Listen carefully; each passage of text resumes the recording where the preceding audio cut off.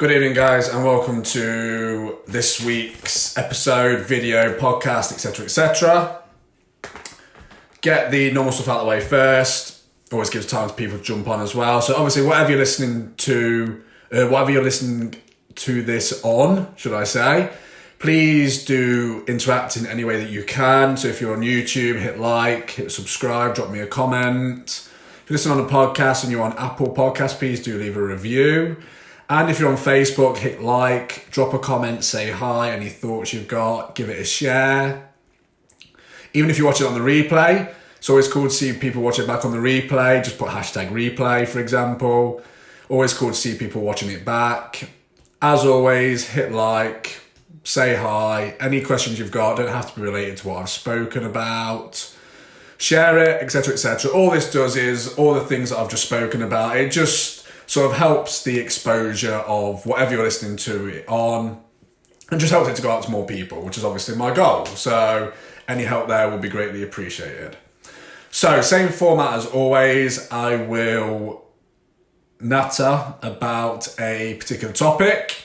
And if you have any questions or any thoughts, whatever, just whack them in and I'll get to them afterwards.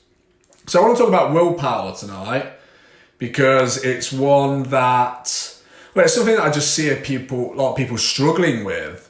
And, you know, a lot of the time I see people saying, oh, I just don't have any willpower, or I just wish I had more, or if only I had more willpower, I'd be able, you know, to do better.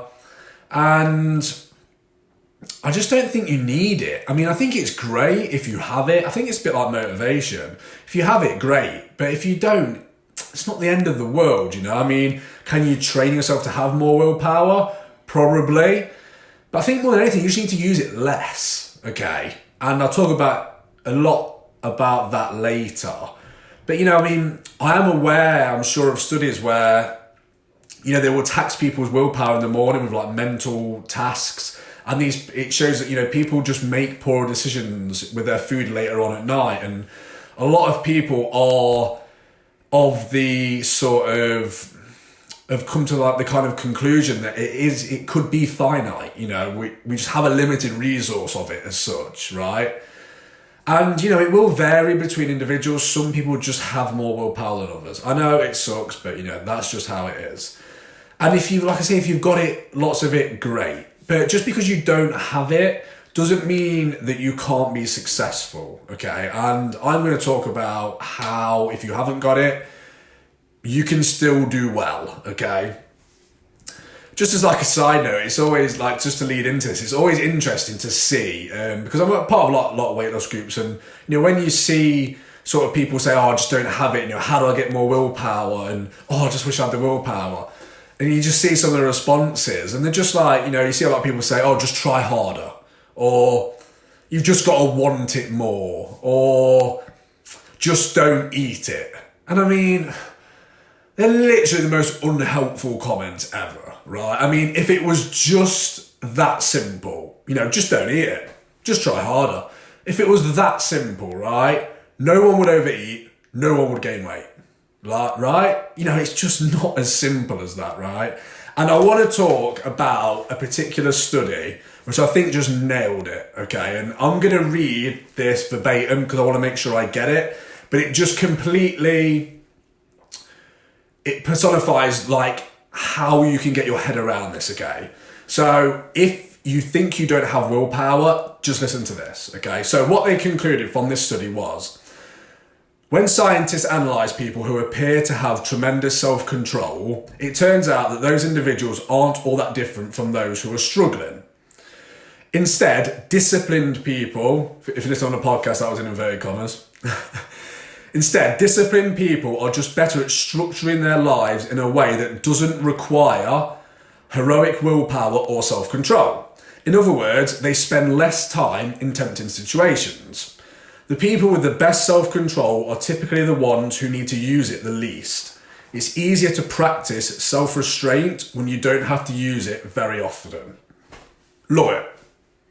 Now, that's not what they said, but I added that bit. But that's literally it, right? If you don't have to use your willpower, then it doesn't matter, right? It doesn't matter if you don't have any, right? And it just comes around to something that I speak about so often, which is your food environment, okay? Does the environment that you put yourself in help you or hinder you, okay?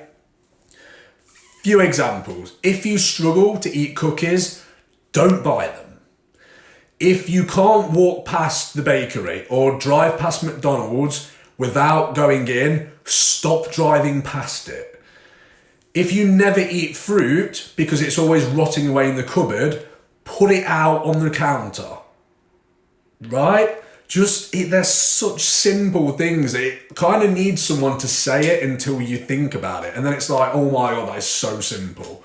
Like, how you structure in your environment and the cues that you come into contact with in regards to food plays a huge role in the cravings that you will get and ultimately the food that you eat, okay? It starts there, okay? And I'm just going to finish here with an example, okay? So let's say we've got two groups of people, okay? And we lock them both in a room, okay? So we have one group who are locked in this room, a very small room, they've got nothing else to do, it's just a table in the middle of the room, and that table is full of junk food, okay? Now we have another group, and same, locked in a room with just a table, but their table is full of fruit and vegetables, etc., etc. Who is going to do better? Okay, if you don't have access to it, you can't eat it, okay? And it's literally just as simple as that. And if you don't get these cues to these foods, it doesn't trigger these cravings, okay? Because that's mainly where our cravings come from. They come from triggers in our food environment. We see a donut, we smell a donut, we see an advertisement on with a donut. We want a donut, right?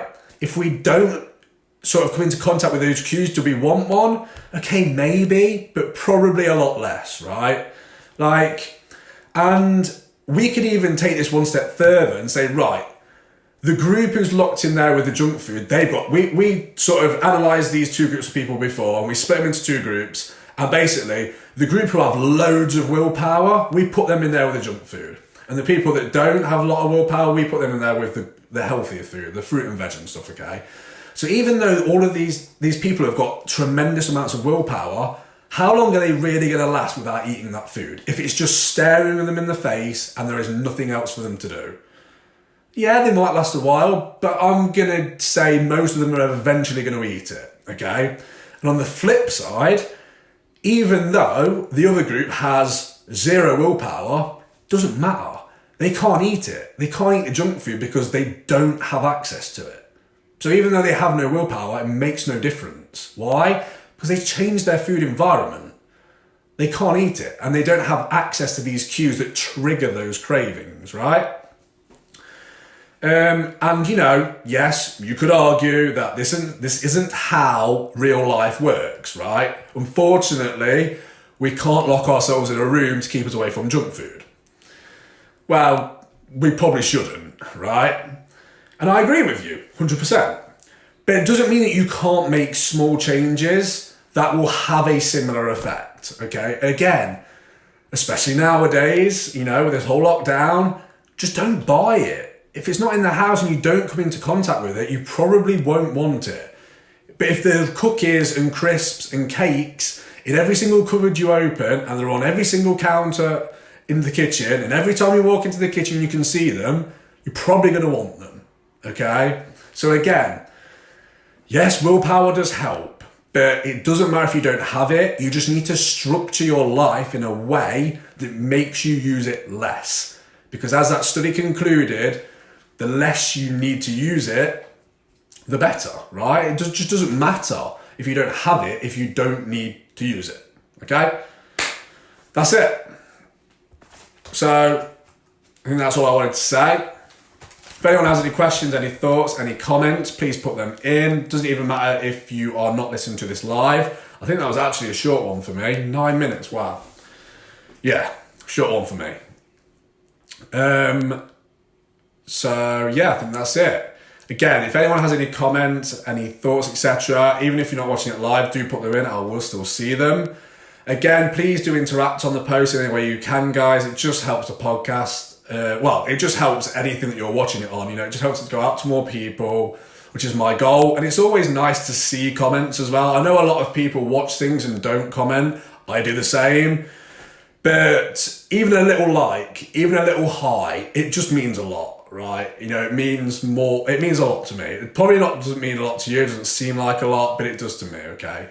Thank you, Amy.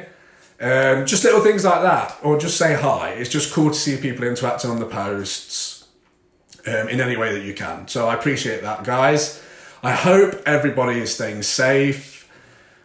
And have a nice weekend. Again, any thoughts, whatever, don't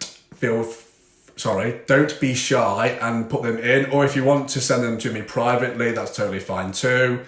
Have a nice weekend, guys, and I shall see you next time. Thank you.